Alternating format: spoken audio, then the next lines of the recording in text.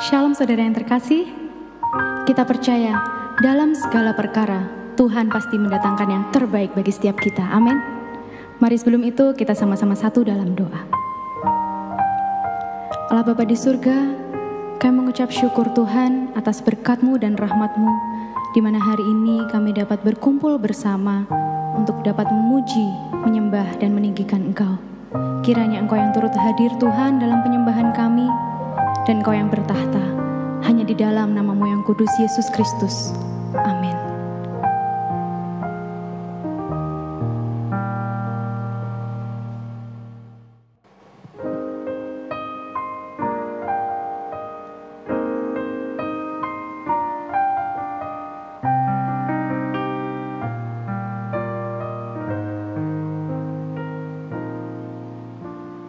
Dalam segala perkara Tuhan punya rencana yang lebih besar dari semua yang terpikirkan.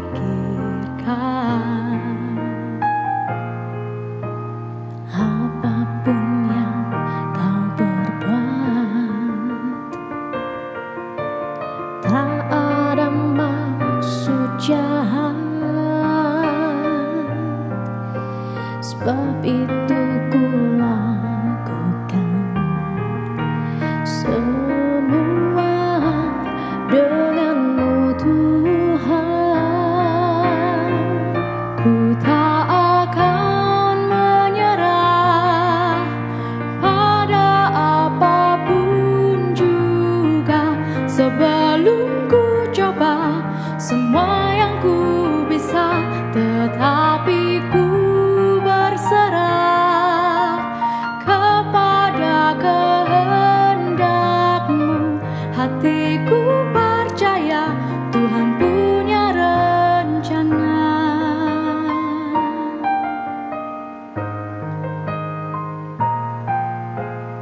Dalam segala perkara Tuhan punya rencana yang lebih besar dari semua yang terpikirkan. Apapun yang kau perbuat, tak ada maksud jahat. Sebab itu ku lakukan semua denganmu Tuhan. Ku tak akan menyerah pada apapun juga, sebelum ku coba semua yang ku bisa, tetapi ku berserah kepada kehendak-Mu. Hatiku percaya Tuhan punya rencana. Ku tak akan menyerah pada apapun juga, sebelum ku coba semua yang ku bisa, tetapi ku berserah kepada kehendak-Mu. Hatiku percaya Tuhan punya rencana. Hatiku percaya Tuhan punya rencana. Hatiku percaya Tuhan punya rencana.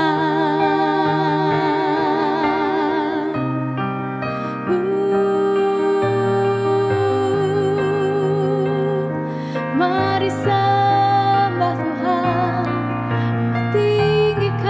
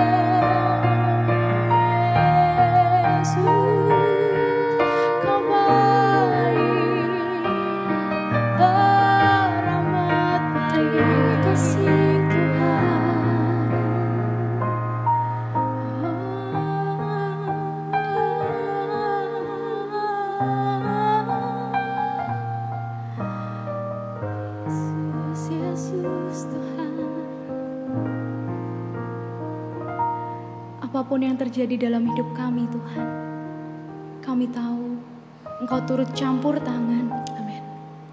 Dan kami percaya di ending ceritanya nanti Tuhan, Engkau telah merancangkan segala yang terbaik. Meskipun saat ini kami tidak tahu Tuhan apa maksud dan tujuan-Mu, tapi kami percaya Tuhan, semuanya mendatangkan kebaikan. Amin. Ku tak akan menyerah pada apapun juga, sebelum ku coba semua yang ku bisa, tetapi ku berserah kepada kehendak-Mu. Hatiku percaya Tuhan punya rencana.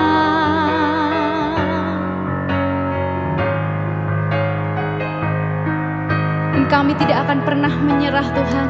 Kami akan terus maju. Kami akan terus mencoba Tuhan segala yang terjadi, karena Engkau memegang tangan kami.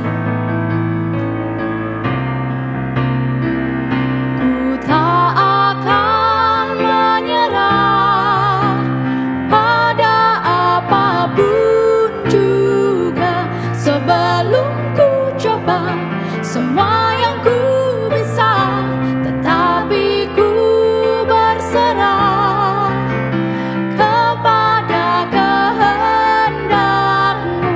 Hatiku percaya Tuhan punya rencana.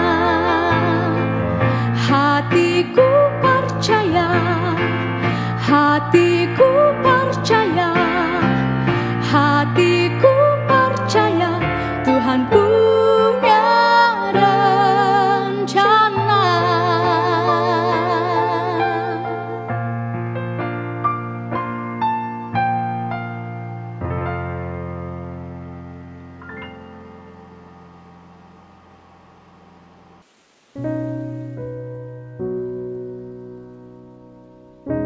Shalom, salam sejahtera bagi kita semua yang saya hormati, Bapak Ibu, saudara-saudara yang terkasih dalam Tuhan. Terima kasih untuk Betani yang bisa sharing dengan kami di program online Kuasanya Tak Terbatas. Perkenalkan, nama saya Henry Wicaksono, biasa dipanggil Mas Sony, dan biasa juga dipanggil Bung Sony. Istri saya bernama Aryani, kami dikaruniai 2 anak. Yang pertama cewek namanya Joy, yang kedua cowok namanya Ray. Sebelum saya masuk ke inti soal bisnis, perkenalkan saya ceritakan sedikit. Karena ada sejarah yang luar biasa yang ikut dalam bagian hidup kami. Saya dilahirkan oleh orang tua yang luar biasa, yang menjadi pahlawan bagi kami. Dimana waktu kecil kami dididik kerja keras supaya bisa mandiri untuk kedepannya. Hal ini yang sampai membekas di diri kami supaya bisa menjadi pejuang-pejuang tangguh, minimal bagi kita sendiri, bagi keluarga kita, dan mungkin bisa menjadi pejuang tangguh bagi banyak orang. Zaman itu, waktu kecil, waktu SD kalau nggak salah, saya dengan kakak-kakak saya waktu itu kalau pulang sekolah dapat tugas untuk bungkusi es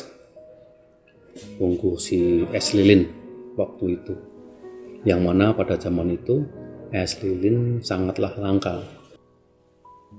Jadi orang makan es lilin itu masih sangat jarang. Itu kedua orang tua kami punya feeling bisnis, beli lemari es, dan akhirnya kita punya pelanggan yang sangat luar biasa. Dan akhirnya kita dapat tugas untuk bungkusi karena kita tidak punya pembantu.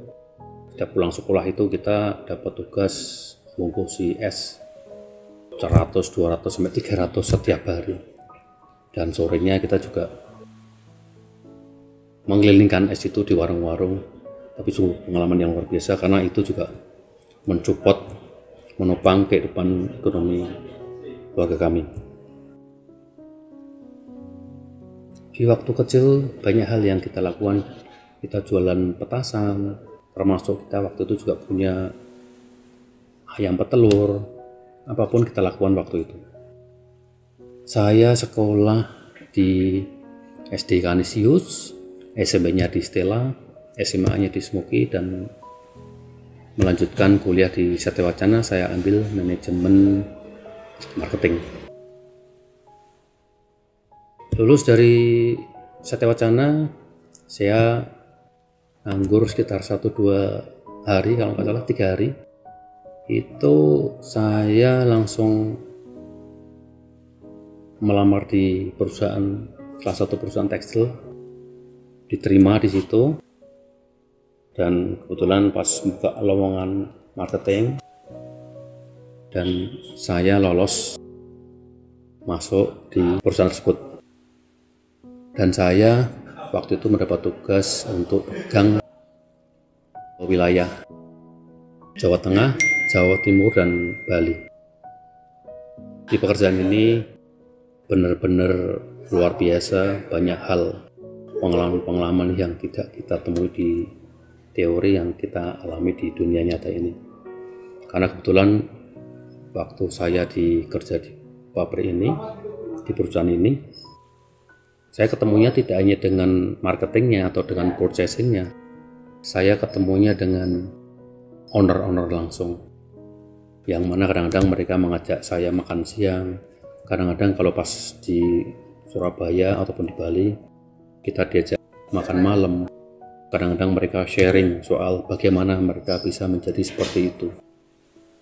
Dan ternyata sangat luar biasa bahwa banyak, tidak semua tapi banyak, yang ternyata mereka tidak lulus SMA, tidak lulus kuliah, tapi karena semangat etos kerja mereka bisa menjadi bos, mereka bisa punya pabrik yang mempunyai ribuan karyawan.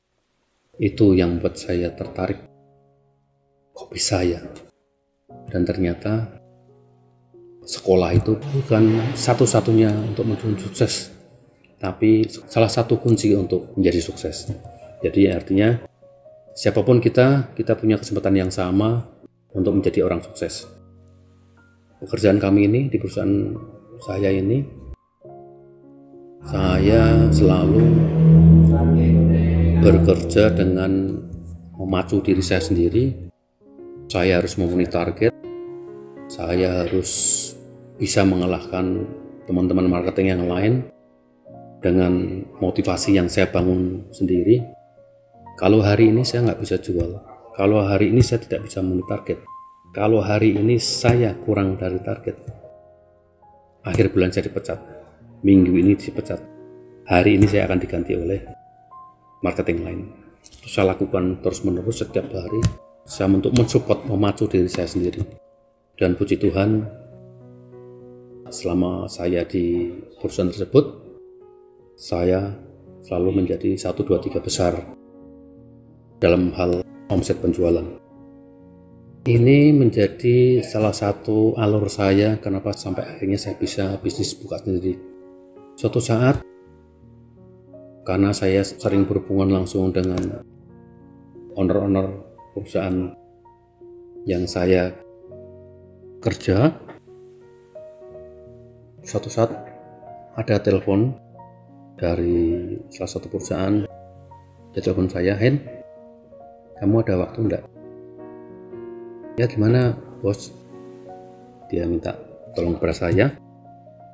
Kalau dia itu punya stok kain sekitar 2 juta meter, yang mana marketingnya selama itu belum berhasil menjual. Artinya tidak bisa memasarkan barang tersebut. Saya sempat bingung juga, apakah boleh karena membantu dia. Tapi saya pikir positif thinking saja, karena dia bisa beli benang dari kita. Akhirnya saya bantu dia. Oke, saya minta datanya pada dia, dan tidak ada 3 hari saya bisa menjual stok itu, bisa menjual kain tersebut sebanyak 2 juta. Sungguh sangat luar biasa waktu itu. Saya percaya Tuhan ikut bekerja dalam hal ini. Dan akhirnya membuat saya harus ngomong dengan bos saya, karena waktu itu dari saya berhasil membantu langganan saya untuk berjualan kain itu, saya dapat fee lumayan banyak. Saya harus ngomong dengan bos saya sampaikan kepada bos saya, kalau saya membantu jualan kain yang bukan produksi pabrik juga tidak produksi item tersebut, bos saya cuma bilang, kalau kamu nggak bantu namanya bodoh, kalau kamu nggak terima uang itu namanya bodoh, kalau kamu terima ya kamu harus tahu bahwa kamu kerja di Batamtek, artinya kamu boleh seperti itu, tapi harus tetap fokus untuk kerja di perusahaan di mana kamu bekerja. Terus akhirnya itu semakin membuat semangat saya untuk terus bekerja, mencari omset yang luar biasa. Setelah itu saya mencari side business untuk diri saya sendiri, mulai membuat jaringan-jaringan, mulai dari kecil sampai yang besar. Dalam proses membuat jaringan dan akhirnya membuat side business ini, ada pengalaman yang luar biasa, di mana Tuhan menguji kami, menguji saya dengan memberi cobaan yang sangat luar biasa. Di mana waktu itu saya mensuplai seorang langganan yang nilainya sangat luar biasa bagi kami, dan akhirnya macet. Kalau nggak salah ya sekitar masih ada buat kenang-kenangan di rumah, ada sekitar kalau nggak salah 51 atau 61 lembar BG atau dancek. Bagi kami cobaan itu sangat-sangat luar biasa, sampai batasnya saya waktu itu benar-benar down dan stres, karena bayangkan saya masih kerja di salah satu perusahaan sebagai karyawan salah satu perusahaan, tapi sudah mempunyai utang yang sangat luar biasa dari side bisnis yang saya lakukan. Nego sudah saya lakukan, pertemuan dengan orang tersebut sudah saya lakukan, tapi tidak ada pernah hasil, dan malah orang tersebut mengirim pengacara untuk menyelesaikan masalah ini. Saya merasa tertantang, dan saya pun membawa pengacara saya. Kalau di Salatiga mungkin waktu itu hampir semua pengacara sudah saya kontak,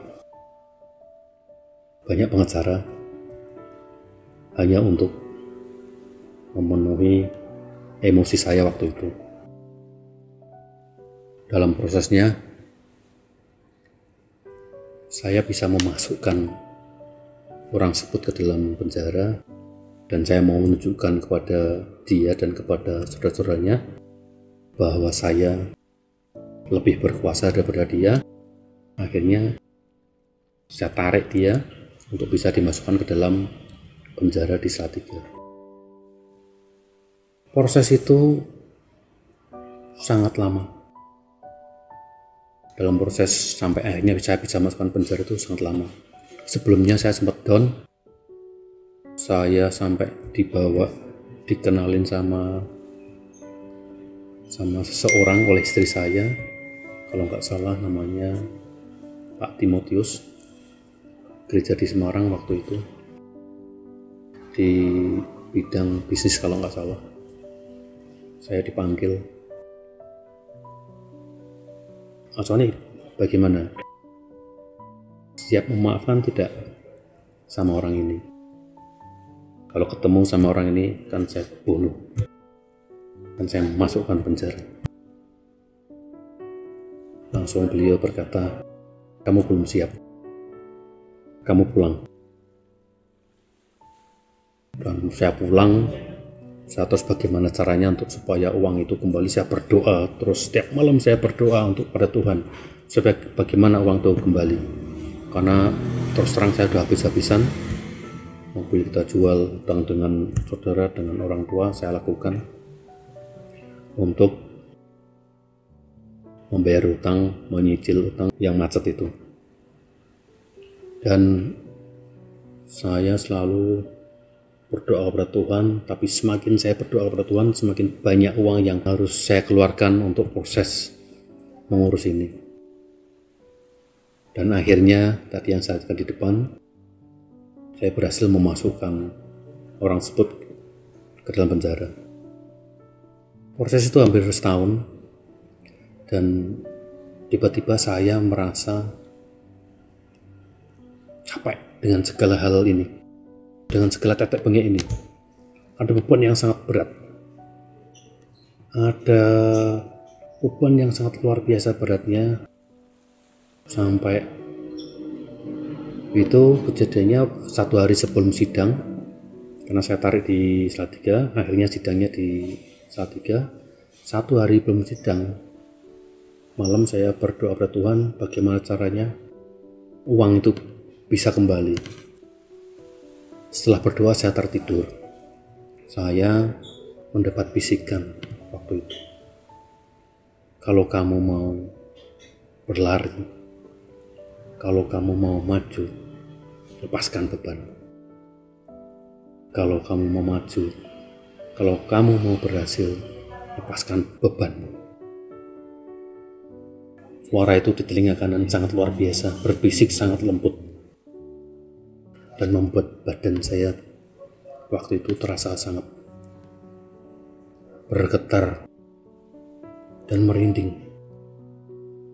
Di tengah saya masih kalut berdoa untuk memikirkan bagaimana uangnya kembali, tiba-tiba ada bisikan, saya disuruh melepaskan beban yang sedang saya hadapi ini. Saya benar-benar terbangun waktu itu, tidak bisa tidur sampai pagi. Besoknya saya ajak istri untuk diskusi. Mungkin karena saya juga sudah merasa lelah, capek, dan mendapat bisikan seperti itu, saya ngomong dengan istri, besok kalau akhirnya sidang, saya mau memaafkan orang ini, orang yang bermasalah dengan kita. Istri saya yang ngomong, apapun yang kamu lakukan, saya mendukungmu. Semakin memantapkan saya untuk memaafkan orang tersebut. Besoknya sidang di Pengadilan Negeri di Veteran di Salatiga. Pak Hakim jaksa menyampaikan bacaan dakwaan, dan yang mulia Pak Hakim menanyai saksi terdakwa, apakah benar apa yang disampaikan oleh jaksa? Orang tersebut bilang, benar yang mulia. Dan kemudian Pak Hakim tanya kepada saya, bagaimana saksi korban? Saksi terdakwa mengakui apa yang dilakukan. Sidang bisa dilanjutkan. Yang mulia, saya mohon hari ini juga beliau, orang ini, untuk dibebaskan secepatnya karena saya sudah memaafkan beliau. Seketika hakim kaget dan berdiri dan mengulangi lagi pertanyaannya. Dan saya jawab hal yang sama, saya memaafkan dan mohon dibebaskan secepat-cepatnya. Ketua hakim turun dari tempatnya, menghampiri saya, merangkul saya, menjabat tangan saya, dan beliau berkata, sungguh luar biasa kamu. Tiba-tiba saya merasa ada sesuatu yang lepas, beban yang luar biasa yang lepas dari saya. Keluarganya terdakwa pada berlarian kepada saya, memeluk saya, mencium saya. Tapi saya benar-benar luar biasa. Saya merasa ringan sekali waktu itu. Tuhan sangat luar biasa. Dan ternyata doa yang selalu kami sampaikan kepada Tuhan, setiap hari kita berdoa supaya bagaimana caranya kembali, ternyata Tuhan memberi jawaban yang lain. 1 hari setelah sidang selesai, 1 hari setelah saya memaafkan orang tersebut, tiba-tiba datang orang baru pada saya untuk beli kain, membuat kontrak dengan saya sejumlah 3 juta meter dalam 1 tahun. Terpujilah nama Tuhan, Engkau mendengar doa kami. Luar biasa, ternyata Tuhan memberi jalan yang luar biasa. Begitu saya ikhlas memaafkan, Dia memberi rezeki yang sangat luar biasa pada kami. Dan saya bisa mengembalikan semua utang-utang saya bisa membayar semua utang pabrik yang mensuplai saya, dan saya bisa membeli lagi mobil yang saya jual waktu itu. Saya masih belum percaya kalau cerita waktu itu sungguh luar biasa. Dan itulah pengalaman atau kesaksian bagaimana Tuhan ikut campur tangan dalam bisnis dan kehidupan kami waktu itu. 2013 akhirnya saya sudah merasa bisa settle, saya mengundurkan diri dari perusahaan, saya buka sendiri bisnis, dan puji Tuhan berjalan lancar. Saya fokus di mensuplai kain garment tersebut mensuplai ke mall-mall, ya ada Nevada, ada merek-merek Matahari, merek Ramayana, banyak yang kita suplai. 2017 istri mundur dari PNS. Terima kasih untuk pengorbanan dari istriku yang mundur dari PNS dan mensupport bisnis yang kami punya ini semakin mempercepat laju perkembangan bisnis yang kami lakukan. 2018-2019 kita mulai belajar garment dari yang kecil, sekolahan-sekolahan, kampus-kampus, kita supply banyak hotel, banyak tempat teman di seragam-seragam rumah sakit. Penuh perjuangan yang sangat luar biasa karena belajar kain, terus mencoba untuk ke garment. Ada yang komplain, ada yang puas. Kami lalui semua itu karena kami tetap bertanggung jawab.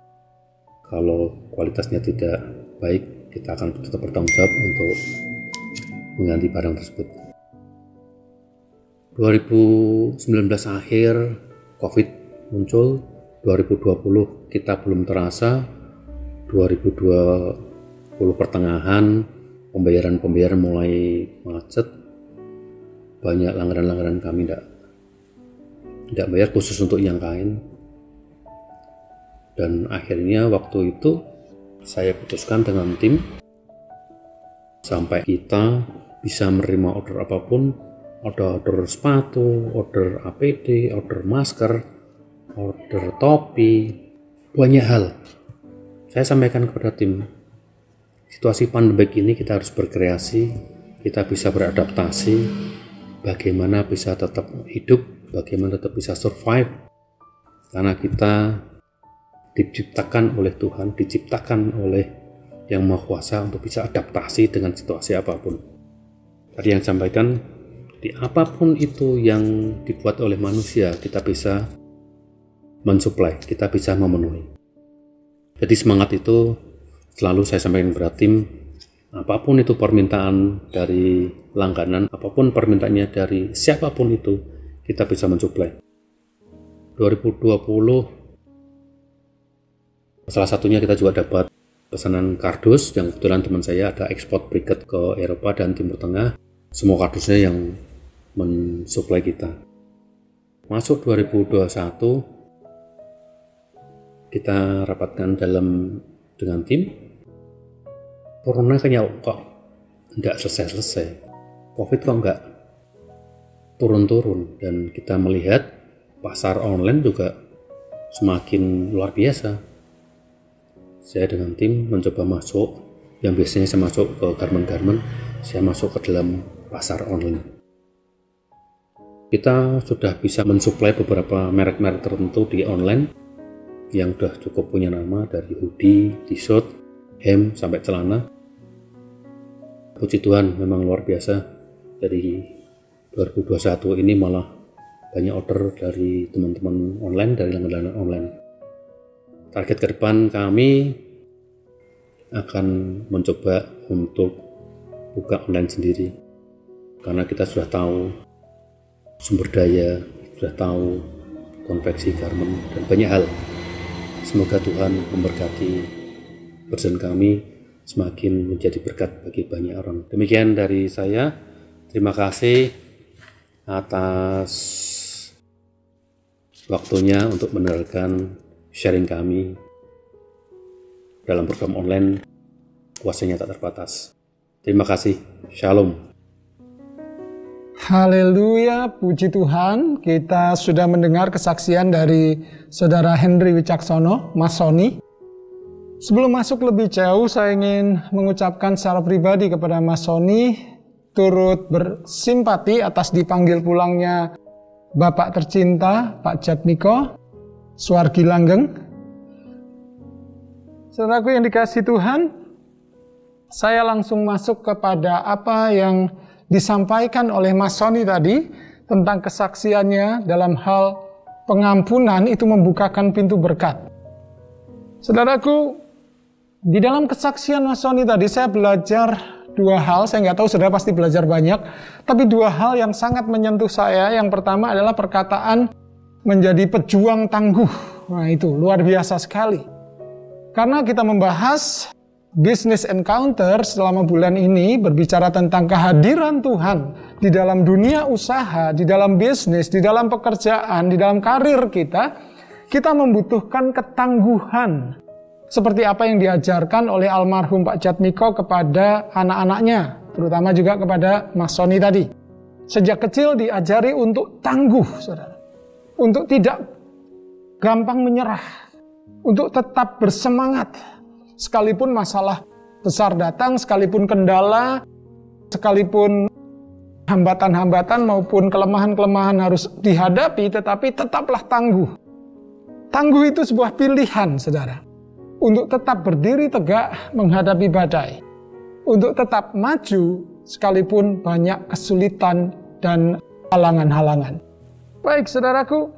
Dan saya belajar yang kedua, selain kata pejuang tangguh, itu sangat dibutuhkan di dalam dunia usaha, karir, pekerjaan, bahkan berumah tangga. Untuk mempertahankan rumah tangga kita butuh ketangguhan. Saudaraku, yang kedua saya pelajari adalah pengampunan. Ini indah sekali. Ini adalah doa yang disampaikan Tuhan Yesus kepada kita untuk kita belajar. Yaitu doa Bapa kami yang salah satu kalimatnya mengatakan, dan ampunilah kami akan kesalahan kami, seperti kami juga mengampuni orang yang bersalah kepada kami. Saudara, menjadi pribadi yang pemaaf itu bukan kelemahan. Menjadi pribadi yang mudah mengampuni itu bukan sebuah kekurangan. Sebaliknya itu adalah bagian dari sebuah ketangguhan. Orang yang tangguh, dia adalah pribadi yang mudah mengampuni. Orang yang tangguh, semakin kuat seseorang, dia akan memiliki hati yang semakin lembut. Dan puji Tuhan melalui kesaksian Mas Sony tadi kita belajar bahwa dia melepaskan pengampunan, memaafkan orang yang sudah sangat merugikan.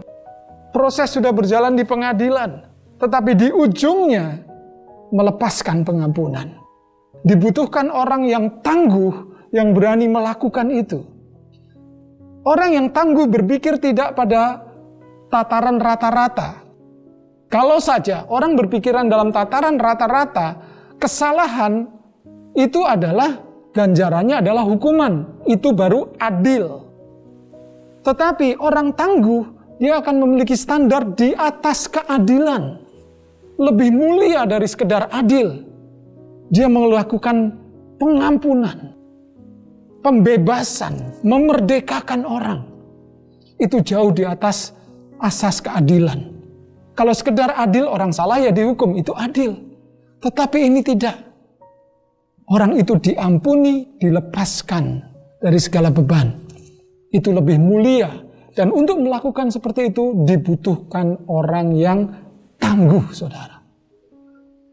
Mas Oni, terima kasih sudah mengajari kami tentang ketangguhan yang sebenarnya. Tangguh dalam menghadapi hidup yang berat, tetap berdiri tegak, tetapi juga tangguh dalam melepas pengampunan, memerdekakan orang. Berpikir di atas rata-rata, tidak di level umum keadilan, tetapi di level yang lebih mulia, kemerdekaan, memerdekakan. Saudaraku, kita belajar dari Mas Oni tadi bahwa kalau saudara sekarang ini sedang mengalami persoalan, saudara dirugikan orang, saudara mari menjadi pejuang tangguh. Juga melepas pengampunan sebagai orang-orang yang tangguh, siap menghadapi persoalan dengan melepas pengampunan, dengan memerdekakan orang lain. Karena maaf itu menyembuhkan, saudara. Menyembuhkan orang yang melukai kita dan juga menyembuhkan kita. Maaf itu bisa membuat kita maju ke depan, tidak terikat akan masa lalu. Sehingga kita mempunyai energi lebih. Yang dulunya kita pakai untuk membenci, yang dulunya kita pakai untuk menyeret orang kepada perkara, yang dulunya kita pakai untuk merancangkan balas dendam, sekarang kita pakai untuk membangun hidup kita sendiri. Bukti dari kesaksian Mas Sony tadi. Pada saat dia mulai melepas beban yang tadi dia katakan, melepas pengampunan, dia bisa menggunakan energinya untuk memajukan usahanya dan karirnya. Energi yang diarahkan ke negatif, itu diarahkan ke hal yang positif.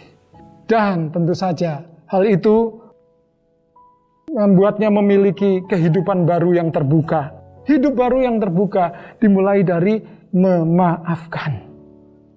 Dan ingat saudara, mungkin saat ini kita di posisi diminta Tuhan untuk memaafkan, untuk mengampuni. Kita ini manusia. Satu kali kita mungkin kepleset, kita ada di posisi perlu diampuni, perlu dimaafkan. Cobalah kita belajar untuk melepas pengampunan, memberikan anugerah kepada orang lain. Dengan demikian kita sendiri sembuh, masa depan kita terbuka, energi kita pakai untuk membangun masa depan. Dan satu kali kita mungkin butuh pengampunan juga, kita mendapatkan kebaikan. Kita menabur kebaikan, kita menuai kebaikan. Saya doakan sukses Mas Sony untuk bisnisnya dan untuk masa-masa yang sekarang tadi dikatakan sulit, tapi biarlah hikmat Tuhan menyertai, kasih Tuhan menyertai, sehingga apa yang diupayakan oleh tangan Mas Sony dalam nama Yesus Tuhan buat berhasil, dan jalan-jalan Tuhan buat beruntung. Dan biarlah ini menjadi inspirasi bagi banyak orang, bagi banyak pengusaha. Kita menjadi pejuang tangguh untuk maju terus menghadapi persoalan-persoalan dalam kehidupan kita. Tuhan berkati. Mari kita berdoa. Kami mengucap syukur kalau Tuhan terus memelihara hidup kami di dalam masa-masa yang sulit mungkin dalam dunia bisnis, dalam dunia pekerjaan maupun karir. Tuhan mari beri hikmat, beri ketangguhan yang dari Tuhan. Roh yang tangguh untuk kami menghadapinya. Bahkan kami tangguh dalam menghadapi persoalan, tangguh dalam merencanakan, tangguh dalam membuat hubungan dengan orang lain, bahkan tangguh dalam memaafkan kesalahan. Biarlah itu menjadi suatu berkat dan perjalanan kami sendiri bersama Tuhan. Supaya kami belajar bisnis kami ini, usaha kami, pekerjaan kami, karir kami, itu membuat kami lebih dewasa di dalam Tuhan. Terima kasih. Kami mengucap syukur dan kami membawa supaya apa yang kami lakukan ini membawa berkat bagi banyak orang, bagi keluarga kami dan bagi sesama. Terima kasih Tuhan. Kami sudah mengikuti KTT hari ini dan kami diberkati luar biasa.